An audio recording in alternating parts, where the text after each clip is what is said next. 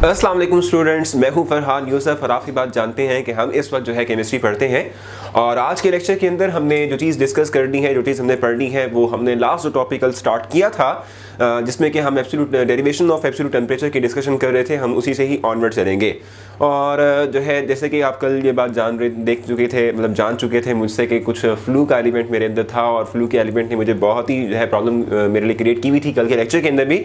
तो वो अब आप कह सकते हैं कि फ्लू जो है वो ऑन इट्स पीक है, ठीक है। और इस वजह से जो है ना मेरी वॉइस जो है उसके अंदर भी आपको कुछ चेंज महसूस हो रहा होगा। और उसके साथ साथ जो है ना मतलब जो वॉइस के साथ साथ आप कह सकते हैं कि क्लियरिटी है मेरे वर्ड्स की, वो उसमें भी थोड़ा सा प्रॉब्लम रहेगा। लेकिन मैं पूरी कोशिश करूँगा कि मैं आपको जो है वो बहुत आसान वर्ड्स के अंदर और पूरे वर्ड्स को प्रोनाउंस करते हुए मैं आपको हर एक चीज़ जो है एक्सप्लेन करूँ और हर एक चीज़ समझाऊँ मैं आपको। आज के लेक्चर की अगर हम बात करते हैं तो ये लेक्चर जो है बेसिक तौर पर हमने कल का जो टॉपिक स्टार्ट किया था उसको कंप्लीशन के लिए जो है हमने रखा है। और आज हम उस टॉपिक को कंप्लीट करेंगे और उसके बाद फिर हम आगे की तरफ को मूव करेंगे।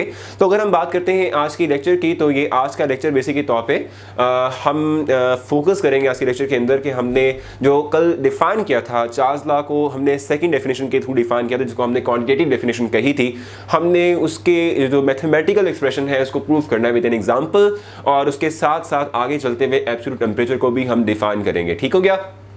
तो अगर हम बात करते हैं इस टॉपिक की, तो इस टॉपिक के अंदर हम अगर डिस्कशन फर्दर आगे लेके चलें तो सबसे पहले तो हमें जो second definition of Charles law हमने डिफाइन की थी, हम सबसे पहले तो जो है उसका मैथमेटिकल एक्सप्रेशन राइट करते हैं। और उसके मैथमेटिकल एक्सप्रेशन को राइट करने के बाद मैं उसको एक्सप्लेन करता हूँ कि उसमें कौन कौन सी चीज़ें मौजूद हैं, फिर हम उसको वेरीफाई करेंगे विद एन एग्जाम्पल। ठीक है। तो हमने ये लास्ट टाइम भी जो है ये एक्सप्रेशन लिखा था, राइट डाउन किया था, VT is equal to V0 into 1 plus T/2/73 times. ठीक है, ये हमारे पास है। और हमने डिफाइन कैसे किया था इसको, हमने ये बात कही थी, हमने इस जो है डेफिनेशन में ये डिस्कस किया था कि simply we can say that if we raise the temperature of a gas, ठीक है, बाय 1 डिग्री सेल्सियस और decrease the temperature of a gas by 1 degree Celsius, the gas volume will increases 1/273 times और decreases 1/273 times, ठीक है, respectively। अगर हम increase करेंगे 1 degree centigrade temperature of the gas को, तो उससे क्या होगा कि जो हमारा overall volume of the gas है वो 1/273 टाइम इंक्रीज करेगा। और अगर हम किसी एक गैस के टेम्परेचर को 1 डिग्री सेल्सियस जो है डिक्रीज करेंगे, तो इस डिक्रीजमेंट की वजह से क्या होगा कि अल्टीमेटली ओवरऑल जो गैस का वॉल्यूम है उसके अंदर 1/273 टाइम्स डिक्रीजमेंट जो है वो आ जाएगी। हमने इस तरीके से कल जो है इस चीज़ को डिफाइन किया था और आज हम इससे ऑनवर्ड चलने लगे हैं। मैंने आपको कल ये बात बताई थी कि VT का मतलब क्या होता है, it is the final volume. ठीक है, फाइनल वॉल्यूम का मतलब कि ये वो वॉल्यूम है गैस का कि जो हमने टेम्परेचर T पर डिटरमाइन करना है। ठीक है, V0 is the initial volume. Initial volume क्यों कह रहा हूं मैं, इसको टेम्परेरी तौर पे यहाँ पे लिखूंगा कि ये हमारे पास एट 0 डिग्री सेल्सियस ये वॉल्यूम है। यानी इनिशियल वॉल्यूम जो हमने स्टार्ट में टेम्परेचर के ऊपर हमने वॉल्यूम सेटअप किया था, ये वो है। और जब हमने टेम्परेचर को रेज कर दिया तो उसके बाद फाइनल टेम्परेचर के ऊपर जो वॉल्यूम हमारे पास आएगा वो VT वो हमने डिटरमाइन करना है। T is that amount of temperature that we are rising और दैट वी आर डिक्रीजिंग। ठीक है, जो हमने इंक्रीज या डिक्रीज करना है टेम्परेचर, ये T हमारे पास वो टेम्परेचर होगा। अब एग्जाम्पल लेके देख लेते हैं। आपकी बुक के अंदर इस टॉपिक के अंदर जो है एक कंप्लीट टेबल मौजूद है, और अगर आप उस टेबल पे गौर करें तो उस टेबल के अंदर डिफरेंट टेम्परेचर्स के ऊपर वॉल्यूम्स जो है वो लिखे हुए हैं, डिफरेंट टेम्परेचर्स के ऊपर वॉल्यूम जो है वो मेंशन किए हुए हैं। और उन वॉल्यूम्स की हम डिस्कशन इस वक्त बेसिकली तौर पे करने लगे हैं। अगर हम बात करते हैं, लेट्स सपोज टेम्परेचर की बात करते हैं, लेट्स सपोज अगर मेरे पास टेम्परेचर जो है वो इक्वल्स टू 0 डिग्री सेल्सियस है। ठीक है, तो इस 0 डिग्री सेल्सियस के ऊपर वॉल्यूम कितना है मेरे पास, अगर हम इस टेबल के अंदर देख लें तो 0 डिग्री सेल्सियस के ऊपर मेरे पास जो वॉल्यूम है वो 546 सेंटीमीटर क्यूब है। ठीक है, वॉल्यूम मेरे पास क्या होगा, ये V0 होगा मेरे पास, क्योंकि 0 डिग्री सेंटीग्रेड पर है, ये है 546 सेंटीमीटर क्यूब। ठीक हो गया। हमने ये बात देखी कि टेम्परेचर जो हमारे पास इनिशियल टेम्परेचर है, लेट्स सपोज वो 0 डिग्री सेल्सियस है, जिसपे हमने ये जो एक्सपेरिमेंट है वो स्टार्ट किया है। ठीक है, तो ये 0 डिग्री सेंटीग्रेड के ऊपर हमारे पास जो इनिशियल वॉल्यूम आएगा वो हमारे पास होगा 546 सेंटीमीटर क्यूब। अब अगर मैं इसका टेम्परेचर, इस गैस का temperature from 0 degree onward increase करता हूं, तो मेरे पास टेम्परेचर आ जाएगा 1 डिग्री सेल्सियस। और इस 1 डिग्री सेल्सियस के ऊपर मैं देखूंगा कि मेरे पास वॉल्यूम अब कितना बनता जाता है, मेरे पास वॉल्यूम सेकंड टाइम जो है वो क्या होगा, यानी मैं ये कह सकता हूँ कि ये VT है, ठीक है। इसको मैं फाइंड करने की कोशिश करना चाहता हूँ, यानी फाइंड करना चाहता हूँ बेसिकली तौर पे, ठीक है। तो मैं इन वैल्यूज को पुट करता हूँ अपने एक्सप्रेशन के अंदर और देखता हूँ कि मैंने जब 1 डिग्री सेंटीग्रेड टेम्परेचर इंक्रीज किया है तो उसका वॉल्यूम पे क्या इफेक्ट पड़ा और वॉल्यूम कितना इंक्रीज होगा। तो अगर हम इन तमाम वैल्यूज को पुट करें तो ये मेरे पास है V0 और ये मेरे पास है टेम्परेचर जो कि मैंने पुट करना है T = 1 डिग्री सेल्सियस और VT जो है मैं फाइंड आउट करना चाहता हूं, ठीक है। तो ये VT हो जाएगा, VT = मैं ये निकालना चाह रहा हूं और ये जो है मेरे पास 546 है, 1 + 1/273 टाइम्स, ठीक हो गया। अब इसको अगर हम सॉल्व करेंगे तो इसके सॉल्व करने के बाद हमारे पास जो रिजल्ट आंसर आएगा वो क्या होगा, यानी आप देख लें 546 है, 1 + 1/273 टाइम्स, तो यहाँ बन जाएगा 546 274 डिवाइडेड बाय 273। इसको आप अगर सॉल्व करेंगे ना तो इसको सॉल्व करने के बाद जो आपके पास रिजल्ट आंसर आएगा वो आपके पास होगा 548, ठीक है। वो क्या होगा 548, ठीक है। आप देखें कि आपने 0 डिग्री सेल्सियस से टेम्परेचर को इंक्रीज किया और इंक्रीज करने के बाद आप लेकर चले गए 1 डिग्री सेल्सियस के अंदर। तो 0 से जब 1 डिग्री सेंटीग्रेड के अंदर आप टेम्परेचर को लेकर जाते हैं तो उसका इफेक्ट ये होता है कि वॉल्यूम जो है वो 2 सेंटीमीटर क्यूब इंक्रीज कर जाता है, ठीक है। वॉल्यूम क्या होता है 2 सेंटीमीटर क्यूब जो है वो इंक्रीज हो जाता है, ठीक है। ये हमारे पास इंक्रीज इन वॉल्यूम कहलाएगा, ठीक है जनाब। तो हमने ये बात देखी कि हमने ये बात कल भी डिस्कस की थी कि ये जो मैथमेटिकल एक्सप्रेशन है इसको हम कहते हैं कि ये हमारे पास quantitative definition of Charles law है। ये क्या है, हमारे पास quantitative definition of Charles law है कि जिसके थ्रू हम ये बात देखते हैं कि अगर हम एक certain amount of temperature increase करें तो उससे कितने अमाउंट ऑफ वॉल्यूम में इंक्रीजमेंट आती है। ये हमने इस चीज को मैथमेटिकली तौर पे और कैलकुलेशन के थ्रू भी निकाल लिया कि अगर आप 1 डिग्री सेंटीग्रेड टेम्परेचर को इरेज करोगे तो उससे 2 सेंटीमीटर क्यूब ऑफ वॉल्यूम जो है उसमें इंक्रीजमेंट आएगी, उसमें इजाफा हो जाएगा। एक और एग्जांपल हम अगर ले लें, ठीक है, ताकि हमारे लिए समझना और आसान हो जाए कि हम इसको क्वांटिटेटिव डेफिनेशन क्यों कह रहे हैं। देखिए ना, हम इस एक्सपेरिमेंट इस मैथमेटिकल एक्सप्रेशन के थ्रू हम ये बात तो देख रहे हैं ना, इस मैथमेटिकल एक्सप्रेशन के थ्रू हम ये बात तो जज कर रहे हैं कि हमें इसके थ्रू फाइनल जो रिजल्ट आएगा, जो फाइनल वॉल्यूम हमारे पास बनेगा bye the increase of 1 degree Celsius temperature, वो कितना होगा। अब हम ये बात देखना चाह रहे हैं एक और एग्जांपल के थ्रू कि जो हमारे पास फाइनल रिजल्ट आता है, फाइनल आउटपुट आती है, क्या हमेशा 1 डिग्री सेंटीग्रेड टेम्परेचर के इंक्रीज करने से स्पेसिफिक और equal amount of volume he increase करता है या वो डिफरेंट भी हो सकता है, ठीक है। क्योंकि हमने फिर से अपने तमाम लफ्ज़ों को, मतलब इन तमाम बातों को आसान वर्ड्स में बताता हूँ। मैं एक और एग्जांपल यहाँ पर लेने लगा हूँ आपके लिए और उसके थ्रू मैं फाइनल वॉल्यूम जो है वो कैलकुलेट करूँगा आपके सामने इस एक्सपेरिमेंट, इस मैथमेटिकल एक्सप्रेशन के थ्रू। और मैं सेकंड एग्जांपल क्यों लेना चाह रहा हूँ, सेकंड अटैम्प्ट क्यों करना चाह रहा हूँ, उसकी रीज़न ये है कि सेकंड एग्जांपल के थ्रू मैं ये बात देखूँगा कि जो मैंने 1 डिग्री सेंटीग्रेड टेम्परेचर इंक्रीज़ किया उससे 2 centimetre cube of volume increase आया। अब अगर मैं 1 डिग्री सेंटीग्रेड को टेम्परेचर लेते हुए उसको वॉल्यूम लूंगा और फाइनल वॉल्यूम में फाइनल टेम्परेचर में सेट करता हूं 2 डिग्री सेंटीग्रेड, तो क्या ईच 1 डिग्री सेंटीग्रेड टेम्परेचर के इंक्रीज करने से 2 सेंटीमीटर क्यूब ही वॉल्यूम इंक्रीज करता है या कुछ चेंज भी आ सकता है, मैं ये वेरीफाई करना चाहता हूं, ठीक हो गया। उससे मैं कुछ चीज जनरलाइज कर लूंगा। मैं ये बात कह लूंगा कि अगर जो मेरे पास रिजल्ट 2 सेंटीमीटर क्यूब ही आता है तो मैं कहूंगा कि by the increase of every 1 degree Celsius temperature there will be the increase of 2 centimetre cube of volume, ठीक है। जिससे मैं किसी भी टेम्परेचर के ऊपर वॉल्यूम जो है उसको एक्सपेक्ट कर सकता हूं कि वॉल्यूम कितना होगा, कितना होना चाहिए, ठीक है, कितना वॉल्यूम इंक्रीज हो जाएगा, ठीक है। तो अब मैं ये बात कहता हूं, फॉर एग्जांपल मेरे पास इनिशियल टेम्परेचर जो है वो 1 डिग्री सेंटीग्रेड है, इस पे मेरे पास वॉल्यूम आ जाता है 548 और फाइनल टेम्परेचर मेरे पास लेट्स सपोज 2 सेंटीमीटर क्यूब है, सॉरी 2 सेंटीग्रेड है, ठीक है।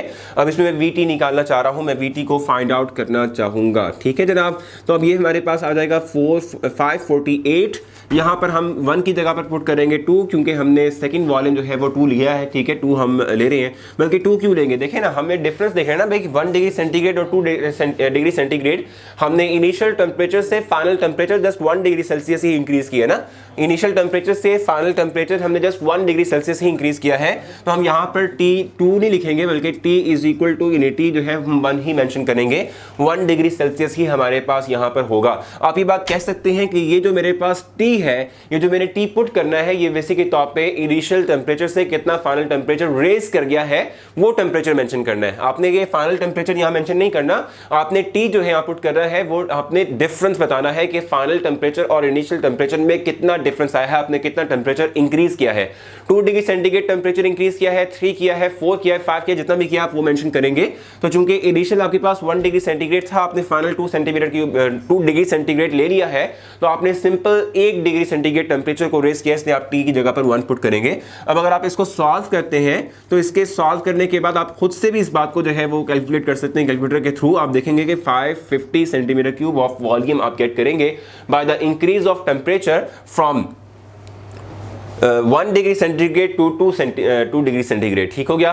तो आप सिंपली यहां पर एक चीज जनरलाइज कर सकते हो कि ये जो मैथमेटिकल एक्सप्रेशन है जिसको हम quantitative definition of Charles law भी कहते हैं, ये एक्सप्रेशन बेसिक के तौर पे हमें ये चीज जनरलाइज कर रहा है कि by the increase of every 1 degree Celsius temperature there will be the increase of exactly 2 centimetre cube of volume. ठीक है, फॉर द ईच गैस। ठीक हो गया, यानी हर एक गैस के लिए ये हमारे पास इतना अमाउंट ऑफ वॉल्यूम जो है वो इंक्रीज करेगा, क्योंकि हमने यहां पर कोई स्पेसिफिक आप कह लें कि एग्जाम्पल तो कोट नहीं की ना, यहाँ पर कोई स्पेसिफिक एग्जाम्पल तो हमने यहाँ पर कोट नहीं की। हम तो यहाँ पर सिंपली जो उसने एक टेबल दिया हुआ है उस टेबल के थ्रू ही हम क्या कर रहे हैं, टेम्परेचर की इंक्रीजमेंट देख रहे, टेम्परेचर की इंक्रीजमेंट से वॉल्यूम की इंक्रीजमेंट देख रहे हैं।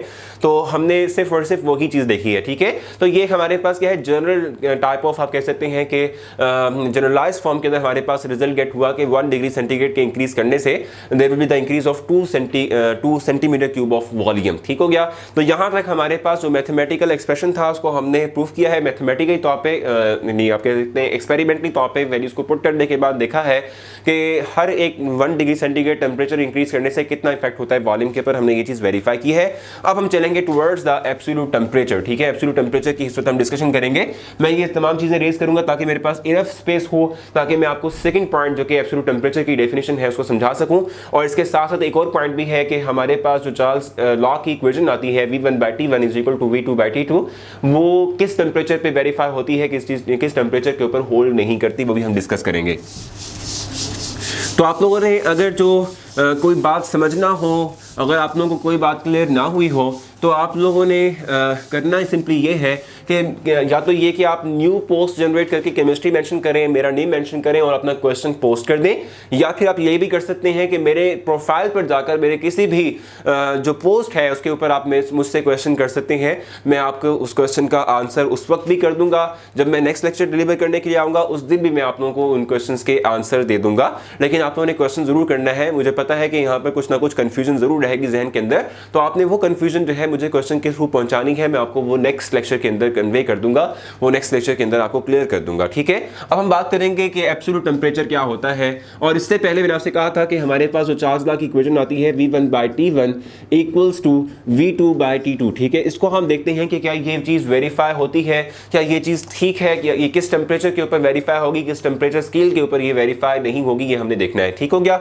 अगर हम बात करते हैं V1/T1 = V2/T2 की, अगर हम बात करते हैं तो हम ये बात देखते हैं कि हमने चार्ल्स लॉ में ये फाइनल मैथमेटिकल एक्सप्रेशन जो है वो गेट किया था। हमने ये बात कही थी कि अगर हमारे पास दो गैस यानी एक ही गैस हो, ठीक है, अगर हमारे पास एक ही गैस हो, अगर हम उसके प्रेशर को और उसके नंबर ऑफ मोल्स को कांस्टेंट कर दे तो हमारे पास जो वॉल्यूम और टेम्परेचर की रेशो होगी इनिशियल तौर पे वो वही होगी। अगर मैं टेम्परेचर चेंज कर दूं फ्रॉम T1 to T2, ठीक है, और वॉल्यूम जाहिर सी बात है उसके अकॉर्डिंग चेंज हो जाएगा V1 से V2 के अंदर, तो अब फाइनल वॉल्यूम और टेम्परेचर का रेशो लूंगा तो वही रिजल्ट हम गेट करेंगे जो कि इनिशियल तौर पे हमने गेट किया था। हम इस चीज को वेरीफाई करना चाहते हैं, इस चीज को हम वेरीफाई करने की कोशिश जो है वो करेंगे। ठीक हो गया।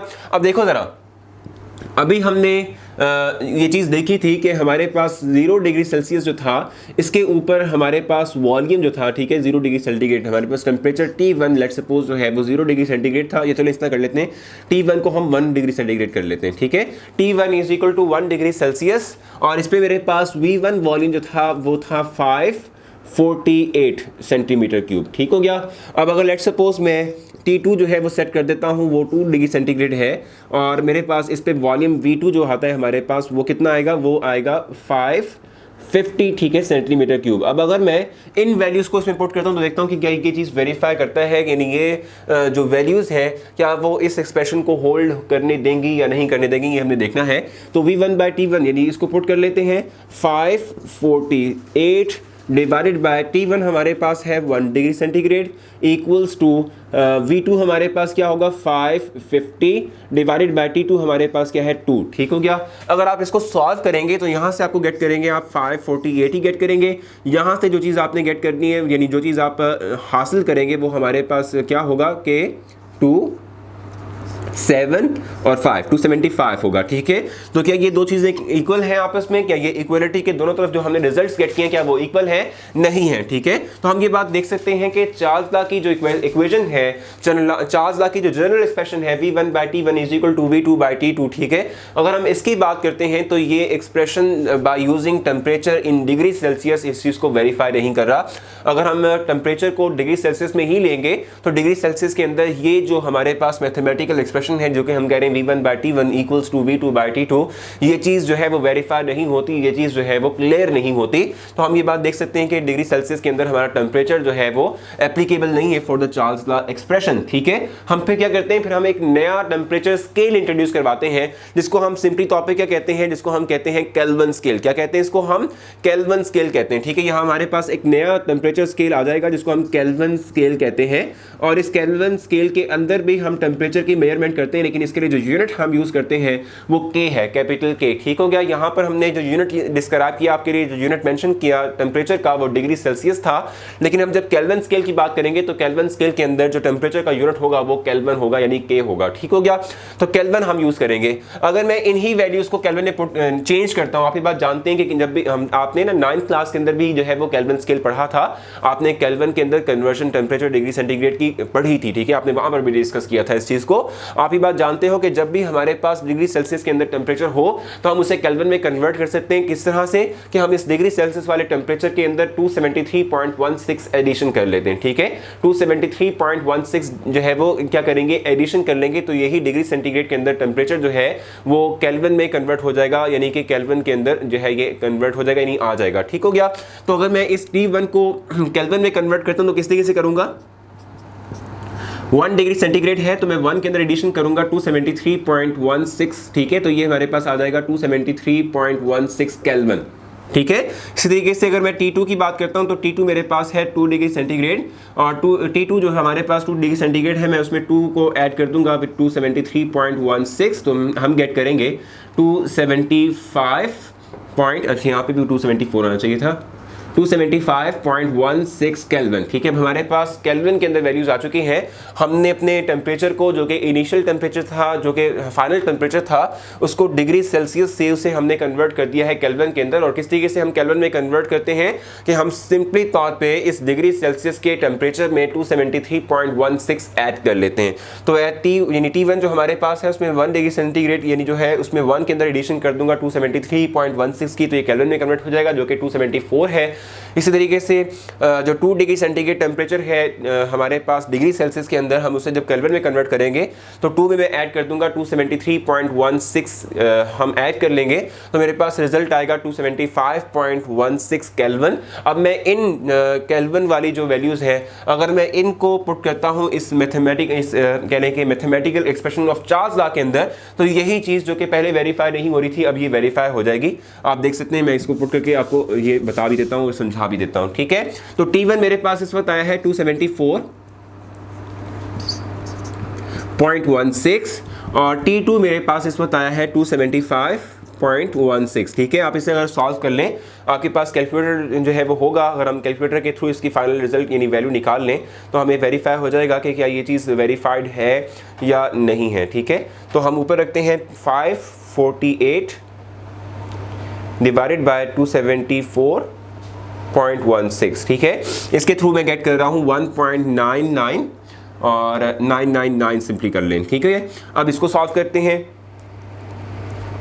550 डिवाइडेड बाय 275.16, ठीक है। तो इसके थ्रू भी मैं यही चीज़ गेट कर रहा हूँ 1.999, ठीक हो गया। तो चूंकि अब देखें ये जो हमारे पास mathematical expression for Charles law था, general expression for Charles law था, आप देख सकते हैं कि ये चीज़ वेरीफाई हो चुकी है। अगर हम टेम्परेचर को डिग्री सेंटीग्रेड के अंदर लेने के बजाय अगर हम उसी टेम्परेचर को केल्विन में कन्वर्ट कर लेते हैं और केल्विन के अंदर हम ये टेम्परेचर जो है वो लेते हैं, तो ये चीज़ वेरीफाई हो रही है। और इसीलिए हमने केल्विन स्केल को इंट्रोड्यूस करवाया है। और अब हम जब भी चार्ल्स लॉ का मैथमेटिकल एक्सप्रेशन लेके चलेंगे, जब भी हम चार्ल्स लॉ के मैथमेटिकल एक्सप्रेशन की बात करेंगे, तो हमेशा जब भी आपने न्यूमेरिकल भी सॉल्व करना है इवन के, ठीक है, तो आपने करना ये है कि आपने जो डिग्री सेल्सियस का जो टेम्परेचर है उसको आपने केल्विन में कन्वर्ट करना है, क्योंकि डिग्री सेल्सियस का टेम्परेचर चार्ल्स लॉ के मैथमेटिकल एक्सप्रेशन को होल्ड नहीं करवाता, उसको वेरीफाई नहीं करवाता, इसलिए आपने कन्वर्ट कर देना अपने डिग्री सेंटीग्रेड टेम्परेचर को केल्विन के अंदर, ठीक हो गया। तो यहां तक हमने ये चीज समझी है। इस चीज को हमने जो है वो क्या कहते हैं एलैबोरेट किया with the help of example. मैं इसको बेरेज करूंगा और आप लोगों के लिए एब्सोल्यूट टेम्परेचर की जो लास्ट डेफिनेशन है वो मैं आपके लिए एक्सप्लेन करूंगा और उसके बाद फिर मैं आपसे इस लेक्चर के अंदर इजाजत चाहूंगा। तो एब्सोल्यूट टेम्परेचर को डिफाइन कर लेते हैं अपने फाइनल वर्ड्स के अंदर। अच्छा देखिए, अगर हम बात करते हैं एब्सोल्यूट टेम्परेचर की, तो एब्सोल्यूट टेम्परेचर जो है एक वो टेम्परेचर है कि जिसके ऊपर हम ये बात देखते हैं कि वॉल्यूम ऑफ द गैस जो है वो क्या हो जाता है, जीरो हो जाता है, ठीक है। Volume of the gas becomes zero, ठीक हो गया। हम यहाँ डिफाइन कर लेते हैं एब्सोल्यूट टेम्परेचर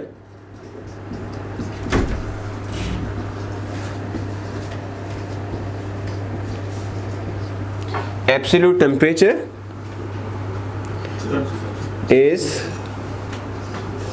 273.16, क्या कहेंगे इसको हम, डिग्री सेंटीग्रेड, ठीक है। यानी ये -273.16 डिग्री सेंटीग्रेड होता है। ये इसको हम कहते हैं और, यानी मैं देखिए यहाँ और का साइन लगा रहा हूँ, 0 kelvin. It is the temperature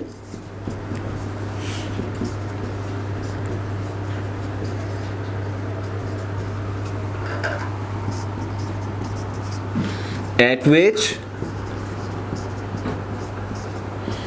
volume of the gas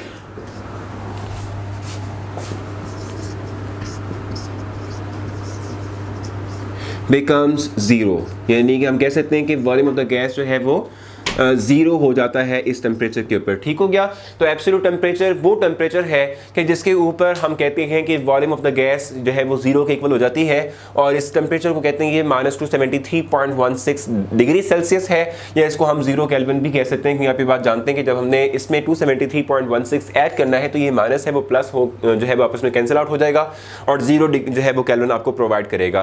तो यहाँ तक हमारा जो ये एब्सोल्यूट टेम्परेचर की डेरिवेशन है ये कंप्लीट हो चुकी है। अच्छा, इसके मुताल्लिक यानी कि जो एब्सोल्यूट टेम्परेचर है उसमें वॉल्यूम जीरो कैसे होता है, मैं कल आपको ग्राफिकल एक्सप्लेनेशन जब करवाऊंगा चार्ल्स लॉ की, इसमें समझाऊंगा और फिर ये भी बताऊंगा कि क्या ये मुमकिन है या नहीं है, क्या आइडियल कंडीशन के अंदर ही ये सिर्फ मुमकिन है या रियल एग्जिस्टिंग गैसेस के लिए भी ये चीज़ अप्लाई हो सकती है। हम इस चीज़ को, इस तमाम के तमाम डिस्कशन को नेक्स्ट अपने लेक्चर के अंदर जो है वो कैरी करेंगे। उम्मीद है कि ये तमाम पॉइंट्स क्लियर हुए होंगे। आपको कोई भी क्वेश्चन होगा तो आपने करना सिंपली ये है कि आपने मेरी किसी भी पोस्ट पर जाकर अपने कमेंट्स करने हैं, मैं मतलब क्वेश्चन करना है, मैं उस क्वेश्चन का आंसर करूंगा। और इसके साथ साथ अगर आपने जो है कि मतलब मेरी पोस्ट पर जाकर कमेंट नहीं करना, आपकी मुझसे नाराज़गी चल रही है, तो आप लोग जो है फिर अपनी पोस्ट जनरेट कर सकते हैं और सर फरहान लिख के, और उसके बाद फिर आप जो है अपना कमेंट वहाँ पर यानी अपना क्वेश्चन जो है वहाँ पर पेश कर सकते हैं। मैं ज़रूर जो है रात को जब भी फ्री होऊंगा तो इंशाल्लाह जो है आप लोगों को मैं उसका आंसर ज़रूर करूँगा, या नेक्स्ट लेक्चर के अंदर जो है प्रीवियस लेक्चर की डिस्कशन के अंदर मैं उसका ज़रूर आपको रिस्पॉन्स दे दूँगा। तो आप लोगों ने इस चीज़ को समझना है, आपने इसको लेक्चर को सुनने के बाद एक दफ़ा बुक की रीडिंग भी करनी है और फिर आपको जो है वो प्रॉपर वे में समझ आ जाएगा। उम्मीद करता हूँ कि तमाम चीज़ें क्लियर हुई होंगी और आपको आसान लगी होंगी। कोई अगर कोई कमी बशी रह भी गई हो तो वो नेक्स्ट टाइम हम जो है इसे क्लियर कर लेंगे। कल तक के लिए आपसे इजाज़त चाहूँगा। अल्लाह हाफिज़।